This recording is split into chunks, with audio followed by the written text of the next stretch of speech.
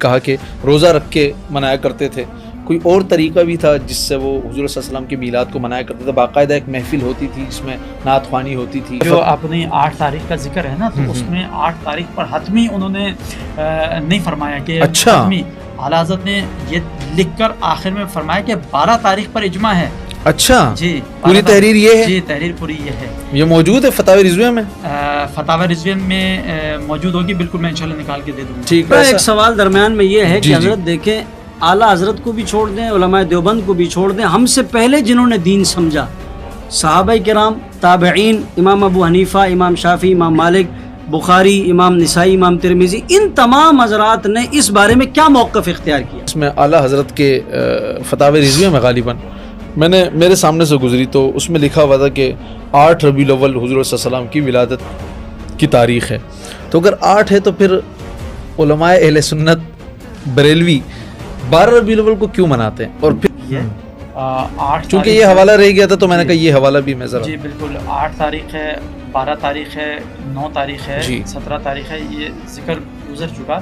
اور اس میں یہی بات ہے کہ اجماع جس پر ہوا، اتفاق جس پر ہوا، اس تاریخ کو لے لیا گیا. جیسے کہ اعلیٰ حضرت کی جو اپنی 8 تاریخ کا ذکر ہے نا، تو اس میں 8 تاریخ پر حتمی انہوں نے نہیں فرمایا کہ اچھا، حتمی. اعلیٰ حضرت نے یہ لکھ کر آخر میں فرمایا کہ 12 تاریخ پر اجماع ہے. اچھا، جی پوری تحریر یہ ہے؟ جی، تحریر پوری یہ ہے. ایک حضرت نے فرمایا کہ صحابہ کرام روزہ رکھ کر میلاد مناتے تھے، جبکہ دیوبندی اور بریلوی دونوں مقلد ہیں، دونوں جو ہے وہ امام ابو حنیفہ کی تقلید کرتے ہیں. بالکل. اس مسئلے میں امام ابو حنیفہ رحمۃ اللہ علیہ کا موقف کیا ہے؟ سرکار دو عالم صلی اللہ علیہ وسلم کے دور مبارکہ میں نہیں ہوئی، صحابہ کرام رضوان اللہ تعالی علیہ مجمعین کے دور مبارکہ میں جاری ہوئی. ٹھیک ہے، بدعت ہے نا، تو میں جمعۃ المبارک کی دوسری اذان جو ہے وہ نہیں ہوا کرتی تھی. اچھا، اب آپ صلی اللہ علیہ وسلم کے دور مبارکہ میں نہیں ہوئی، صحابہ کرام نے اس کو جاری کیا، تو اب اس کے متعلق کیا کہیں گے؟ یہ بدعت ہے. اگر صحابہ کرام اس کو دین اور عبادت سمجھ کر مناتے تھے تو جو کام صحابہ نے ترتیب اور جس ترتیب سے حضور سے سیکھا، آج وہ کیوں بدلا؟ اور اگر ہم صحابہ کے طریقے کو صحیح سمجھتے تھے تو ہمارا طریقہ کس؟ آج کوئی شخص روزہ رکھ کے اگر میلاد کے جلوس کے اندر شرکت کر رہا ہے، خوشی منانے کے لیے باہر نکل رہا ہے، لوگوں کو لنگر تقسیم کر رہا ہے، پیسے بانٹ رہا ہے، تو اس میں کوئی قباحت نہیں ہونی چاہیے. صحابہ کرام کے اقوال کے اندر کہیں بھی یہ لکھا ہو کہ حضور صلی اللہ علیہ وسلم کی ولادت باسعادت کے لیے جلوس نکالنا منع ہے. اپنے گھر کے اندر اگر کسی بچے کی پیدائش ہوتی ہے، ہم خوشی میں کیا کرتے ہیں؟ خوش ہوتے ہیں، نہال ہوتے ہیں، لوگوں کو دعوت دیتے ہیں، ہم مٹھائیاں تقسیم کرتے ہیں. اور بعض اوقات آپ قبائلی علاقے میں چلے جائیں، ہوائی فائرنگ کرتے ہیں. اچھا، بچے کی پیدائش ہونے پر. تو جو بچے کی پیدائش ہونے پر یہ صحیح ہے، فائرنگ کر رہا. ہر ایک کا خوشی کرنے کا ایک الگ طریقہ ہے، لیکن بات وہی ہے، ہمارے پٹھانوں میں تو بڑی ہوتی ہے. خوشی کرنے کا جو طریقہ ہے نا، وہ شریعت سے متصادم نہ ہو.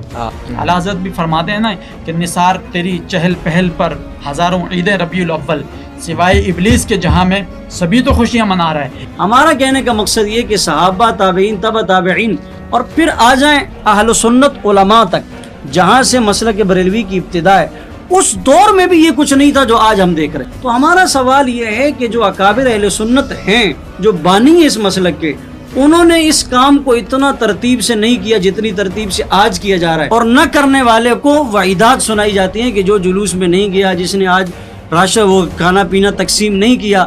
یہ کہاں لکھا ہوا ہے کہ جو اس دن خوشی کرے گا وہ مسلمان مومن کہلائے گا، اور جو اس دن جو ہے وہ مسلمان یا وہ جو حضور کا عاشق نہیں کہلائے گا؟ یہ بات کام ہو جائے. ہم نے عاشق رسول ہونے کا جو ہے نا وہ سرٹیفکیٹ جاری کر دیا. نہیں، علامہ صاحب نے میرے خیال میں شاید اپنی طرف سے بات کہی ہے. میں نے تو ایسی کوئی بات نہیں کہی کہ جو اس دن خوشی نہیں منائے گا وہ عاشق رسول نہیں ہے. کہا کہ روزہ رکھ کے منایا کرتے تھے. کوئی اور طریقہ بھی تھا جس سے وہ حضور صلی اللہ علیہ وسلم کے میلاد کو منایا کرتے تھے؟ باقاعدہ ایک محفل ہوتی تھی جس میں نعت خوانی ہوتی تھی، یا اس طرح کی کوئی مجلس جس میں ذکر و اذکار؟ میں تھوڑا سا خلاصتاً ساری باتوں کی طرف آتا ہوں. نمبر 1، حضرت نے فرمایا کہ صحابہ کرام روزہ رکھ کر میلاد مناتے تھے. ٹھیک ہے، دیکھیں صحابہ کرام قرآن کریم کی روح سے معیار ہے. فَإِنْ آمَنُوا بِمِثْلِ مَا آمَنْتُمْ بِهِ فَقَدِ اهْتَدَوْا. ٹھیک. اگر صحابہ کرام اس کو دین اور عبادت سمجھ کر مناتے تھے تو جو کام صحابہ نے ترتیب اور جس ترتیب سے حضور سے سیکھا، آج وہ کیوں بدلا؟ صرف وہ روزے پر ہی رہتا، وہ روزے سے آگے نہ جاتی بات. صحابہ نے روزہ رکھ کر حضور کا میلاد بنایا. ہمارے ممبر و محراب سے، ہمارے جلسوں میں، ہماری تقاریر میں، ہمارے پروگرام سے ایک پیغام جاتا، بھئی آج میلاد کا دن ہے. ہم اس کو، یا تو ہم نے صحابہ کے طریقے کو چھوڑا، ہم نے اپنا طریقہ ایجاد کیا، اور اگر ہم صحابہ کے طریقے کو صحیح سمجھتے تھے تو ہمارا طریقہ کس درجے میں کھڑا ہے، اور اگر ہمارا طریقہ صحیح ہے تو صحابی کا طریقہ کس درجے میں کھڑا ہے. ٹھیک ہے. دوسری بات پھر حضرت نے فرمایا کہ تابعین اور اولیاء نے اپنے طریقے سے میلاد بنایا. دیکھو اپنے طریقے سے جس کام کو دین سمجھ کر کیا جائے اور وہ طریقہ اپنا ہو، قرآن و حدیث میں اس کا کوئی تعلق نہ ہو، اس کو تو عام اصطلاح میں بدعت کہا جاتا ہے. دین میں میرا اپنا طریقہ نہیں چل سکتا. وَمَا آتَاكُمُ الرَّسُولُ فَخُذُوهُ وَمَا نَهَاكُمْ عَنْهُ فَانْتَهُوا. ڈیڈ لائن یہ ہے کہ بھئی جو حضور نے کرنے کو کہا اسے کر لو، جس سے کرنے کو منع کیا اس سے رک جاؤ. حضور صلی اللہ علیہ وسلم کی ادا سے ہٹ کر اگر کوئی عمل ہوگا اس پر جتنی بھی مشقت کی جائے، پیسہ خرچ کیا جائے، وہ عمل قابل قبول نہیں. جو طریقہ، جو عمل حضور کے صحابہ، آپ نے فرمایا جو میرا طریقہ اور میرے صحابہ کا طریقہ ہے اس پر جو چلے گا وہ جنت میں جائے گا. تیسری بات حضرت نے کی کہ بھئی اگر مسجد سے چوری ہو جائے، بیت اللہ یا حج کے موقع پر چوری ہو جائے تو اس حاجی کو برا بھلا کہا جائے گا یا چوری کرنے والے کو تمام کو برا بھلا نہیں کہا جائے گا. تو یہاں ایک بات یاد رکھیں، یہ مثال کو میلاد کے ساتھ فٹ کرنا میری عقل کے مطابق کہ بھئی ہمارے ہاں جو پروگرامات میلاد کے ہو رہے ہیں، جو طریقہ کار ہے، اس میں مذمت اس بات کی نہیں کہ کسی ایک فرد یہاں تو ترغیب ہے. یہاں تو اس کام کے کرنے پر فضائل سنائے جا رہے ہیں کہ جس نے یہ کام کیا وہ طریقہ کرنے والا صحیح ہے اور جس نے نہیں کیا وہ طریقہ کرنے والا غلط ہے. اس سے آگے چلیں، ایک دن اور ہے، الیوم اکملت لکم دینکم واتممت علیکم نعمتی ورضیت لکم. یہ آیت جس سے نازل ہوئی، عرفہ کا دن ہے، جمعے کا دن ہے. یہودیوں نے حضرت عمر رضی اللہ تعالیٰ سے پوچھا یہ آیت کب نازل ہوئی؟ آپ نے فرمایا مجھے پتہ یہ آیت کہاں اتری، کس جگہ اتری، آقا کہاں موجود تھے. اس دن کو بھی شریعت نے عید کا دن کہا ہے، تو پھر ہم اس دن بھی میلاد منانا شروع کریں، اس دن بھی عید کی ترتیب شروع کریں اور لوگوں کو اس کی بھی ترتیب دیں. جبکہ حضرت عمر جیسے صحابی فرما رہے کہ مجھے پتہ ہے لوگوں کے لیے ایک عید ہے، وَهَذَا عِيدُنَا، اس دن ہمارے لیے دو عیدیں، یعنی جمعے کا دن بھی اور جو ہے وہ عرفہ، دو دن جمع ہے اور یہ آیت نازل ہو رہی ہے. پھر جمعے کے دن کو عید کے دن کے ساتھ جو تشبیہ دی گئی ہے وہ مقام اور فضیلت میں جمعے کی شان بتانے کے لیے. نفس عید کے دن جو قطعی طور پر شوال کا چاند نظر آنے کے بعد عید کا دن ہوتا ہے، اس دن روزہ رکھنے کو حرام قرار دینا یہ احادیث نبویہ سے واضح طور پر ثابت ہے. 5 دن ایسے ہیں جس میں روزہ رکھنے کی ممانعت ہے، تو روزہ رکھنے کی اجازت نہیں. ہمارا سوال یہ ہے کہ آیا یہ طریقہ جو مروجہ ہے جلوسوں کا، مخلوط اجتماعات کا اور رزق کی بے توقیری کا، یہ طریقہ نہ دور صحابہ میں تھا نہ دور تابعین میں تھا. ابو بکر سے بڑا عاشق قیامت تک پیدا نہیں ہوگا جس نے سب کچھ حضور پر لٹایا، سب کچھ قربان کیا، اپنا جان مال اولاد سب کچھ لٹایا، صحابہ نے سب کچھ لٹایا. ہمارا کہنے کا مقصد یہ کہ صحابہ، تابعین، تبع تابعین اور پھر آ جائیں اہل سنت علماء تک، جہاں سے مسلک بریلوی کی ابتدا ہے، اس دور میں بھی یہ کچھ نہیں تھا جو آج ہم دیکھ رہے ہیں. آیا وہ صحیح تھے یا آج صحیح ہیں؟ ہم کس کو صحیح کہیں؟ ہمارے ہاں تو ایک چیز کا تصور یہ ہے کہ بھئی 12 ربیع الاول کے موقع پر ربیع الاول کے مہینے میں محافل کو منعقد کیا جائے، جلسوں کا انعقاد کیا جائے، تقاریب کا انعقاد، اس میں حضور کی سیرت سنائی جائے، آپ کی ترتیب سنائی جائے، آپ پر قرآن کا اترنا سنایا جائے، آپ کی پورے دین کے لیے جو کچھ ہے وہ سب کچھ بتایا جائے، تاکہ امت ایک حضور کا داعی بن کر. حضرت امام محمد رحمۃ اللہ علیہ ایک جگہ بیٹھے ہوئے تھے تو ایک یہودی کافر نے دیکھ کر کہا ھذا محمد بن اصغر وکیف محمد بن اکبر، یعنی جس نبی کے چھوٹے محمد کا حال یہ ہے اس نبی کے بڑے محمد کا حال کیا ہوگا. صحابہ ایک جنگ میں گئے، قلعہ فتح نہیں ہوتا، انہوں نے کہا بھائی ان کی چال یہ ہے، ہم نے سنا ہے کہ لوگوں کو غرق کرنے کے لیے عورت کو استعمال کیا جائے، اور پہلے ادوار میں ایسا ہوتا رہا. آپ دیکھیں بلعام بن بعورہ غرق ہوا عورت کی وجہ سے، مستجاب الدعوات تھا.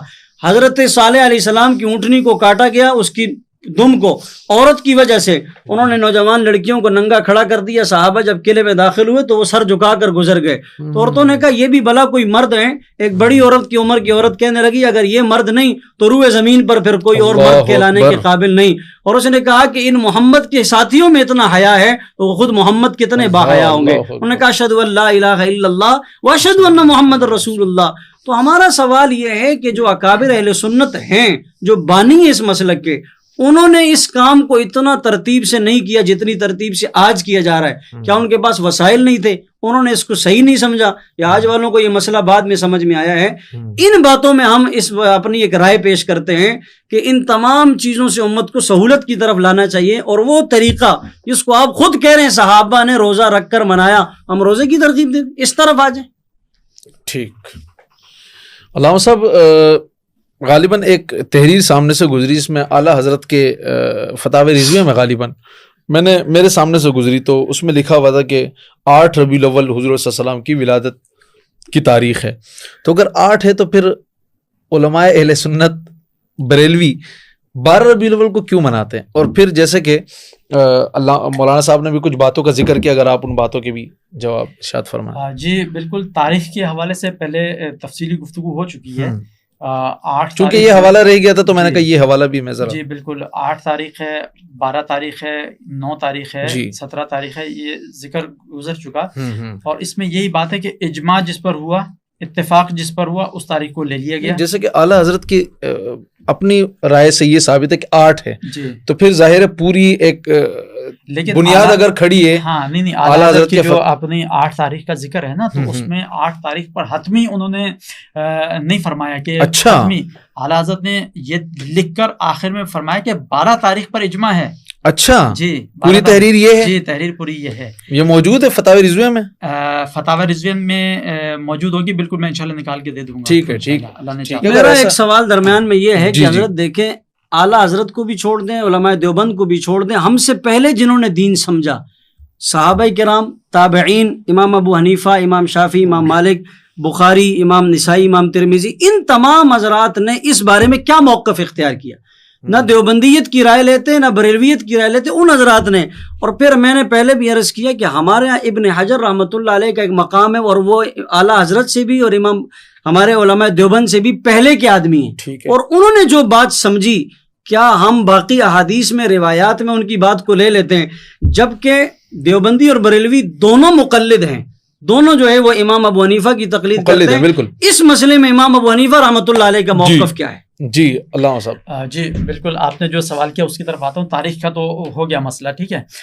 اس کے بعد علامہ صاحب نے جو باتیں بیان کی کہ کچھ چیزیں ایسی ہیں جن کو ہم دین سمجھ کے کرتے ہیں، کچھ چیزیں ایسی ہیں جن کو دین سمجھ کے نہیں کرتے. جی تو دیکھیں، بے شمار چیزیں ایسی ہیں جو سرکار دو عالم صلی اللہ علیہ وسلم کے دور مبارکہ میں نہیں ہوئیں، صحابہ کرام رضوان اللہ تعالیٰ علیہ مجمعین کے دور مبارکہ میں جاری ہوئیں.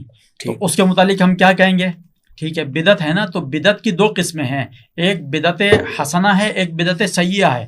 بدعت حسنہ وہ بدعت دین کے اندر کوئی ایسا نیا کام کیا جائے جس کے ذریعے سے لوگ نیکی کی طرف راغب ہوں، وہ اس بندے کے لیے باعث اجر و ثواب ہوگا. مثال کے طور پہ سرکار دو عالم صلی اللہ تعالیٰ علیہ وسلم کے دور مبارکہ میں جمعۃ المبارک کی دوسری اذان جو ہے وہ نہیں ہوا کرتی تھی. اچھا، اب آپ صلی اللہ علیہ وسلم کے دور مبارکہ میں نہیں ہوئی، صحابہ کرام نے اس کو جاری کیا، تو اب اس کے متعلق کیا کہیں گے؟ یہ بدعت ہے. تو بدعت ہے تو کیا بدعت گمراہی ہے؟ کن کے دور میں ہوئی ہے؟ فاروق اعظم رضی اللہ تعالیٰ عنہ کے دور مبارکہ کے اندر یہ بات خلفاء کے بارے میں تو حضور صلی اللہ علیہ وسلم کی حدیث موجود ہے نا کہ خلفاء جس چیز کو رضی اللہ تعالیٰ کے دور سے. جی اچھا، اسی طریقے دوسری اذان شروع ہوئی. اچھا اسی طریقے سے اب آپ آگے آ جائیں. دیکھیں نہیں، جیسے میں صرف میں ایک طالب علم کی حیثیت سے میں تو سیکھنے بیٹھا ہوں یہاں.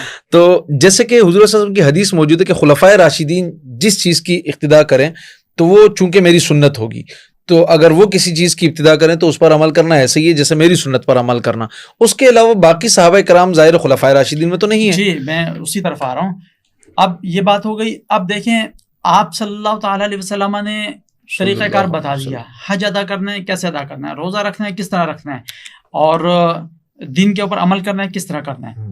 اب اگر کوئی شخص یہ کہے کہ بھائی حضور صلی اللہ علیہ وسلم کے دور مبارکہ کے اندر تو حج کے لیے لوگ پیدل جایا کرتے تھے، سواری جو اونٹوں کی ہوا کرتی تھی، گھوڑوں کی ہوا کرتی تھی، اور آج جو ہے اتنی عظیم عبادت کے لیے ہم جہاز کے اوپر سفر کر رہے ہیں، یہ بدعت نہیں ہے، یہ دین کے اندر نیا کام نہیں ہے، اس کو ترک کر دینا چاہیے. دیکھیں، فارمولہ اور کلیہ یہ ہے، دین کی اصل روح کو اس کے مطابق رہتے ہوئے اگر جدت کے ساتھ اس کے اندر سہولت آ رہی ہے اور دین کے اوپر کسی قسم کا کوئی اثر بھی نہیں پڑ رہا تو وہ آپ اختیار کر سکتے ہیں. وہ اختیار کرتے ہوئے آپ دین کے اوپر عمل کر سکتے ہیں. اللہ رب العزت نے مطلقاً یہ ارشاد فرمایا کہ قل بفضل اللہ وبرحمتہ فبذلک فلیفرحوا هو خیر مما یجمعون. ہو سکتا ہے صحابہ کرام کے دور کے اندر خوشی منانے کا طریقہ روزے رکھنے کا ہو. آپ صلی اللہ علیہ وسلم کی ولادت باسعادت کی خوشی میں روزہ رکھتے تھے، لیکن اس چیز سے انکار آج بھی نہیں ہے، روزے کی ترغیب آج بھی دیتے ہیں. آج کوئی شخص روزہ رکھ کے اگر میلاد کے جلوس کے اندر شرکت کر رہا ہے، خوشی منانے کے لیے باہر نکل رہا ہے، لوگوں کو لنگر تقسیم کر رہا ہے اور لوگوں کو جناب والا پیسے بانٹ رہا ہے، تو اس میں کوئی قباحت نہیں ہونی چاہیے. دین کے خلاف کیا کام ہو رہا ہے؟ کیا اس چیز کی ممانعت ہے؟ دیکھیں، دین کے اوپر علامہ صاحب موجود ہیں، زیادہ بہتر جانتے ہیں. دین کے اندر کسی کام کے کرنے کے لیے دلیل کی ضرورت نہیں ہوتی ہے. اب اگر علامہ صاحب یہ کہیں کہ بھی دین سے نکال کے دکھاؤ کہاں جلوس نکالنے کا حکم ہے، تو کسی بھی کام کے کرنے کے لیے دلیل کی ضرورت نہیں ہے، کسی کام سے رکنے کے لیے دلیل کی ضرورت ہے۔ میرا یہ سوال ہے، آپ نکال کر دکھا دیں قرآن و حدیث کے اندر، صحابہ کرام کے اقوال کے اندر کہیں بھی یہ لکھا ہو کہ حضور صلی اللہ علیہ وسلم کی ولادت باسعادت کے لیے جلوس نکالنا منع ہے، آپ صلی اللہ علیہ وسلم کی ولادت باسعادت کی خوشی کے لیے محافل منعقد کرنا منع ہے۔ ہم تو محافل بھی منعقد کرتے ہیں اور ان میں سرکار دو عالم صلی اللہ علیہ وسلم کی ولادت باسعادت کا ذکر ہوتا ہے، اگلے دن جو ہے میلاد ہوتا ہے، جلوس ہوتا ہے۔ لیکن اس چیز کا میں بھی اقرار کروں گا کہ جلوس کے میلاد ہو یا شادی بیاہ کی تقریب ہو، کھانے کی جو بے حرمتی ہے وہ کہیں نہیں ہونی چاہیے۔ وہ جلوس کے لیے خاص نہیں ہے کہ جلوس کے اندر کھانے کی بے حرمتی ہو رہی ہے، کھانا پاؤں کے نیچے آ رہا ہے، وہ چاہے شادی بیاہ کی تقریب ہو چاہے جلوس کی تقریب ہو، وہ جو کھانے کی بے حرمتی ہو رہی ہے اس کی مذمت ہونی چاہیے۔ اب اس کی مذمت کرتے ہوئے ہم یہ کہیں کہ جلوس بند کر دیں، تو اس کی مذمت کرتے ہوئے پھر آپ یہ بھی بولیں کہ شادی کی تقریب مطلب ایسا تو نہیں ہے مولانا، یہ آپ نے کہا ہے کہ جلوس بند کر دیں، مطلب اس بات کی وضاحت کر رہا ہوں، تو پھر اس میں یہ ہونا چاہیے کہ شادی کی تقاریب بھی بند کر دیں بھائی۔ اس کے علاوہ دیگر ہم صرف اتنا جانتے ہیں کہ ہمارے اپنے گھر کے اندر اگر کسی بچے کی پیدائش ہوتی ہے، ہم خوشی میں کیا کرتے ہیں؟ ہم خوشی میں کیا کرتے ہیں؟ ہم خوش ہوتے ہیں، نہال ہوتے ہیں، لوگوں کو دعوت دیتے ہیں، ہم مٹھائیاں تقسیم کرتے ہیں، اور بعض اوقات آپ قبائلی علاقے میں چلے جائیں ہوائی فائرنگ کرتے ہیں بچے کی پیدائش ہونے پر۔ تو جو بچے کی پیدائش ہونے پر صحیح ہے فائرنگ کر رہا، ہر ایک کا خوشی کرنے کا ایک الگ طریقہ ہے، لیکن بات وہی ہے، ہمارے پٹھانوں میں تو بڑی ہوتی ہے خوشی کرنے کا جو طریقہ ہے نا وہ شریعت سے متصادم نہ ہو، بس یہ ذہن میں رکھیں، کسی کو فضول تکلیف خرچی نہ ہو، شریعت سے متصادم نہ ہو، آپ خوشی کریں۔ تو جب بات آتی ہے آمنہ کے لال عبداللہ کے لخت جگر کی پیدائش کی، جو جس کے دل کے اندر جتنی محبت ہوگی، جس کو اللہ رب العزت نے جتنا مال و دولت عطا فرمایا ہوگا وہ اس حساب سے خوشی منائے گا۔ اعلیٰ حضرت بھی فرماتے ہیں نا کہ نثار تیری چہل پہل پر ہزاروں عید ربیع الاول، سوائے ابلیس کے جہاں میں سبھی تو خوشیاں منا رہا ہے۔ دیکھیں کوئی شخص اگر آپ کے یہاں بچے کی پیدائش ہوئی ہے، آپ خوشی منا رہے ہیں، آپ کے دیکھا دیکھیے آپ کے رشتہ دار خوشی منا رہے ہیں نا، تو آپ کو ان کو دیکھ کے خوشی ہوگی، نہ کہ آپ ان کو منع کریں گے کہ بھائی نہیں آپ خوشی نہیں مناؤ، بچے کی پیدائش ہوئی ہے تو کیا ہوا، بس میں نے روزہ رکھ لیا ختم ہو گئی بات۔ آپ بولیں گے یار دیکھو بچے کی پیدائش میرے گھر ہوئی، خوشی وہ منا، جو بندہ آپ کے بچے کی پیدائش میں خوشی منائے گا آپ کو خوشی ہوگی، بشرطے کہ وہ شریعت کے دائرے کے اندر رہتے ہوئے کام ہو۔ اسی طریقے سے جو مسلمان اپنے نبی سے سچی پکی محبت کرتا ہوگا، میلاد کے موقع پہ کوئی دوسرا بندہ اگر خوشی منا رہا ہوگا اس کو دیکھ کے اس کو خوشی ہوگی، نہ کہ وہ اس کو یہ منع کرے کہ بھائی نہیں خوشی نہیں مناؤ، آج کے دن تو صرف تم جو ہے ایسا کام کرو ویسا کام کرو، یہ سب چھوڑو۔ شریعت کے خلاف کوئی کام ہو فرض اور لازم بنتا ہے آپ اس کو روکیں، اور شریعت کے دائرے کے اندر رہتے ہوئے کوئی کتنا ہی چراغاں کیوں نہ کر لے، کوئی کتنی خوشیاں کیوں نہ منا لے، کوئی کتنی دیگیں کیوں نہ تقسیم کر لے، آپ کو تو خوش ہونا چاہیے، آپ کے نبی کی پیدائش ہے۔ کیونکہ آپ صلی اللہ علیہ وسلم کی ولادت باسعادت کی تاریخ کو اگر دیکھا جائے تو اس دن اگر کسی کو تکلیف ہوئی تھی تو صرف ایک ہی ذات تھی، اور وہ اعلیٰ حضرت نے اپنے شعر کے اندر لکھا کہ نثار تیری چہل پہل پر ہزاروں عید ربیع الاول، سوائے ابلیس کے جہاں میں سبھی تو خوشیاں منا رہے ہیں، اور فرمایا کہ حشر تک ڈالیں گے ہم پیدائش مولا کی دھوم، مثل فارس نجد کے قلعے گراتے جائیں گے، اور فرمایا خاک ہو جائیں عدو جل کر مگر ہم تو رضا، دم میں جب تک دم ہے ذکر ان کا سناتے جائیں گے۔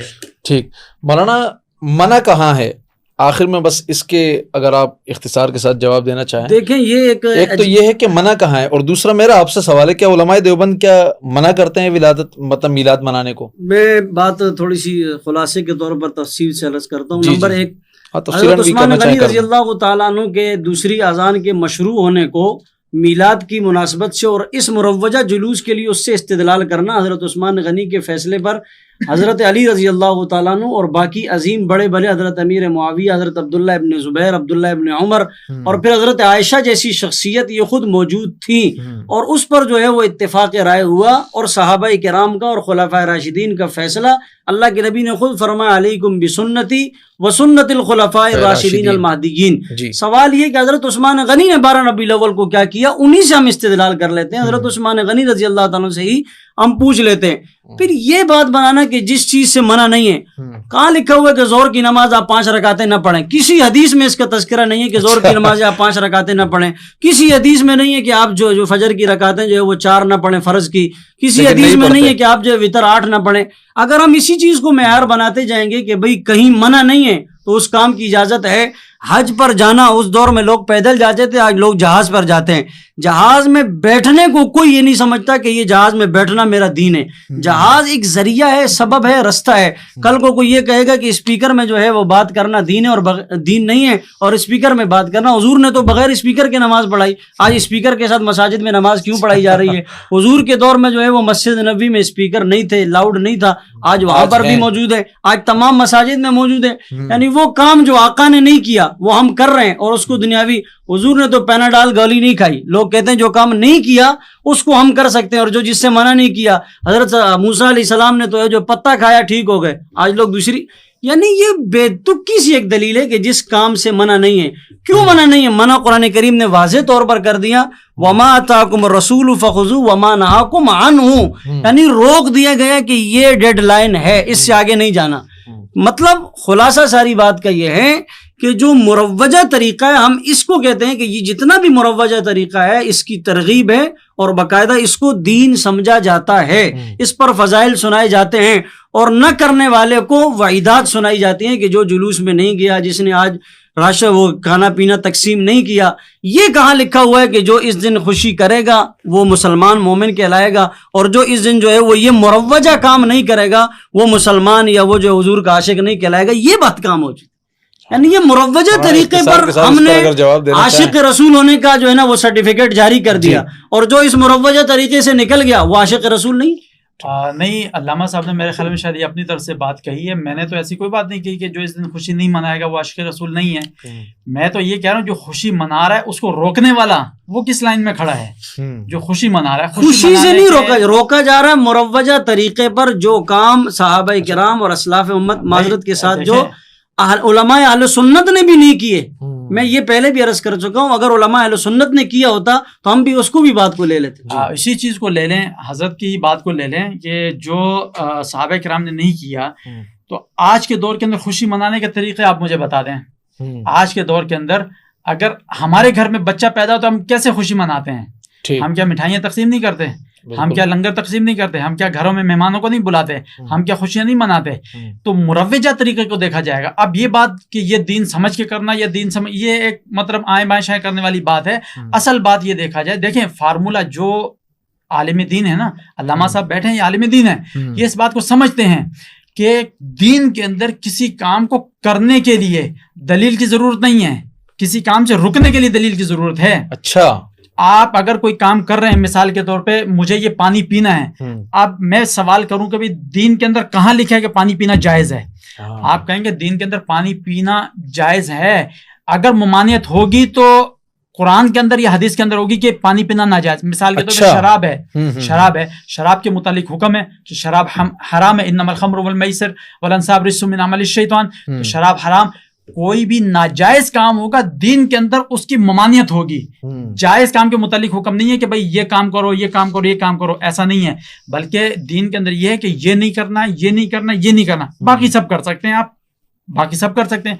اب جب دین ہمیں آسانی اور سہولت دے رہا ہے کہ آپ یہ کام کر سکتے ہیں, تو ہم اور آپ کون ہوتے ہیں اس کام سے روکنے کے لیے آپ کو؟ اچھا, ایک سوال کہ شراب جس طرح حرام ہے وہ اس کے بارے میں تو مطلقاً قرآن کا حکم آ گیا, لیکن اب چرس ہے, ہیروئن ہے, تو اس کے بارے میں تو کوئی اس طرح تو یہ کیا پھر جائز ہے؟ اس کا فارمولا موجود ہے. اچھا, فارمولا قیاس کریں گے ہر وہ چیز جو عقل کو زائل کرے اور آپ کو عادی بنا دے, ہر وہ چیز جو آپ کی عقل کو زائل کرے اور آپ کو عادی بنا دے, آپ کو صحیح اور غلط کی تمیز آپ کے اندر سے ختم کر دے, وہ نشے کے زمرے میں آتی ہے, اس چیز سے آپ کو بچنا ہے. یعنی آپ یہ کہہ رہے ہیں بس جس پر حکم آ گیا وہ حرام ہے, جس پر حکم نہیں ہے اس کا کرنا جائز ہے. احادیث مبارکہ کے اندر جن جن چیزوں سے منع کیا گیا ہوگا ان سے رکنا ضروری ہے. جو علامہ صاحب نے آیت مبارکہ پڑھی, ما آتاکم الرسول فخذوہ وما نہاکم عنہ فانتہوا, اس آیت مبارکہ کی اگر تفسیر دیکھی جائے اس میں یہی حکم ہے کہ جن جن چیزوں سے روک دیا گیا ان سے آپ رک جاؤ. مولانا نے ایک بات کی بیچ میں کہ بدعت، تو بدعت کے متعلق حدیث بھی آتی ہے کہ ہر نئی چیز بدعت ہے دین میں، اور اس میں اضافہ کرنے والے کے بارے میں غالباً وعید ہے، تو پھر وہ کہاں جائے گی نہیں حدیث؟ تو بدعت تو علامہ صاحب سے پوچھیں نا، بدعت کی پوری ڈیفینیشن کریں. بدعت کی 2 قسمیں ہیں، اچھا، بدعت حسنہ اور بدعت سیئہ. سیئہ. اچھا، بدعت سیئہ ہر وہ برا کام جو دین سے متصادم ہو، ہر وہ برا کام ذہن میں رکھیے گا جو دین سے، شریعت سے متصادم ہو اور اس کو کر کے لوگ غلط کاموں کی طرف راغب ہو رہے ہوں، وہ بدعت سیئہ غلط بدعت ہے، وہ گمراہی جہنم کی طرف لے کر جاتی ہے.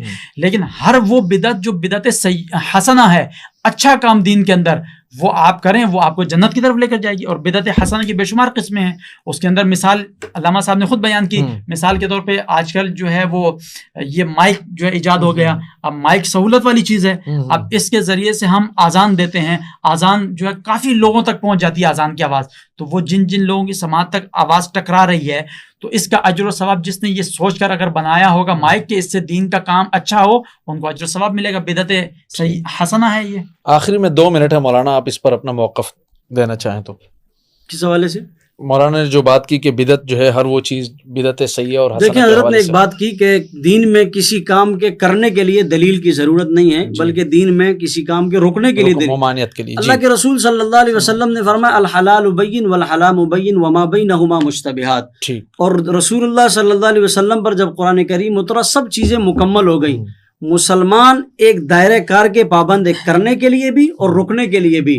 پھر تو اسی بات کو بنیاد بنا کر تو قادیانیوں نے کہا خاتم کا معنی مہر ہے، ہم مہر کا معنی لیتے ہیں. اچھا، اس سے مراد حضور علیہ الصلوۃ والسلام نبی ہیں، لیکن وہ مہر لگاتے ہیں. انہوں نے مرزے پر بھی مہر لگائی ہے، وہ بھی انہوں نے نبی بنا کر کے بیچ دیا ہے. عیسیٰ علیہ الصلوۃ والسلام سے متعلق اور باقی انبیاء سے متعلق، یعنی اگر ہم یہ دائرہ کار کھول دیں گے کہ کسی کام کے کرنے کے لیے دلیل نہیں چاہیے اور رکنے کے لیے دلیل چاہیے، تو پھر ہم جو ہے وہ لوگوں نے حضور کے بعد 12 کو انبیاء سے بھی افضل مانا ہے. اس میں بھی ہم یہ کہیں گے کہ بھائی جو ہے وہ رکنے کے لیے تو دلیل ہے لیکن کرنے کے لیے کوئی دلیل کی ضرورت نہیں. مثال جو ہے علامہ صاحب کی وہ درست نہیں ہے. انا خاتم النبیین لا نبی بعدی، کیا مطلب ہے اس کا؟ قادیانی اس سے بھی خاتم کا معنی مہر ہی لیتا. یعنی میں اس پر وضاحت دے رہا ہوں کہ کرنے کے لیے جو ہے میں یہی کہہ رہا ہوں نا، وہ یہی کہتے ہیں لا نبی، اب میرے بعد کوئی نبی نہیں آئے گا. یعنی جو مرزا ہے وہ حضور بنا کر بیچ رہے ہیں، کوئی نیا نبی نہیں آئے گا. وہ یہ کہہ رہا ہے کوئی نیا نبی آئے گا نہیں، مرزے کو تو حضور نے نبی بنایا نا. یعنی اگر ہم یہ دروازہ کھول دیں گے، یہ تو حدیث مبارکہ کی بات کر رہے ہیں، جب ہم دروازہ کھولیں گے تو یہ دروازہ کھلتا چلا جائے گا کہ بھئی کسی کام کو کرنے کے لیے دلیل نہیں چاہیے. تو پھر مسلمان کا مسلمان ہونے کا تقاضا کہا جائے گا کہ وہ اپنی مرضی سے جو کچھ بھی کرتا رہے. المسلم، مسلمان کی مثال کیا فرمایا کہ مسلمان کے لیے دنیا قید خانہ ہے اور کافر کے لیے یہ جو ہے وہ دنیا جنت ہے. جیل کے اندر سپرنٹینڈنٹ کا آدمی پابند ہے ملاقات کا، کھانے کا، پینے کا، رہنے کا، اپنی مرضی سے کچھ نہیں کر سکتا. تو جو کچھ ضابطہ حیات طیبہ حضور صلی اللہ علیہ وسلم سے صحابہ نے ہمیں لے کر پہنچایا، اکابرین نے، اسلاف نے، تبع تابعین نے ہم تک جو پہنچا، اس میں یہ 12 ربیع الاول کا مروجہ طریقہ کہیں بھی اس کو دین نہیں لکھا گیا، کہیں بھی اس کی ترغیب نہیں دی گئی. لہٰذا اگر یہ بھی کہا جائے کہ کسی کام کے کرنے کے لیے جو ہے وہ دلیل کی ضرورت نہیں ہے، تو ہم ہر مسئلے میں اپنے بڑوں کی طرف رجوع کرتے ہیں، ورنہ تو ہم بھی غیر مقلد بن جائیں گے. لہٰذا اس مسئلے میں ہم کس کی طرف جائیں گے؟ جزاک اللہ.